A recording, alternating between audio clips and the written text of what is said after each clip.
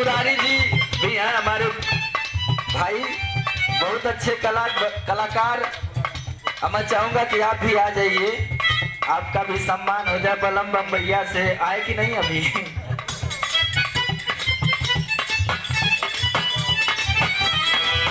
हाथ जोड़ के नहीं हो रहा बाटे दिल से, जाके बटन दबाया साइकिल को।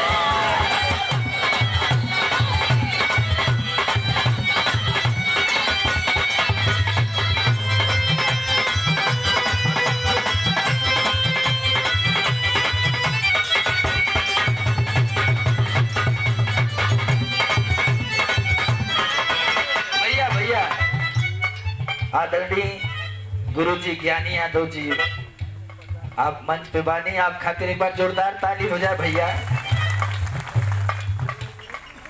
गुरुजी छोटा छोटा कहीं के भी रहा पूरा बाकी बा उजाला जी का। अब मनोज लाल यादव जी भी हमारे बीच में हैं। थोड़ा थोड़ा हम सुनाए आप लोगन के। इतना आशीर्वाद, बहुत बहुत धन्यवाद, सादर चरण स्पर्श। छोटू जी, छोटू दिनेश ना अभी हमारे गाना में काम कैले बाड़न। छोटू इनके खातिर भी ताली उली आप लोग बजावत रहा है। अब बहुत रंग इनके पुताल है में, आप लोग देखबा बहुत जल्दी आई। गुरुजी हम छोटा छोटा। हाँ, एगो गाना और हमारे समाजवादी गाना लगातार ये समय चलत है गाना।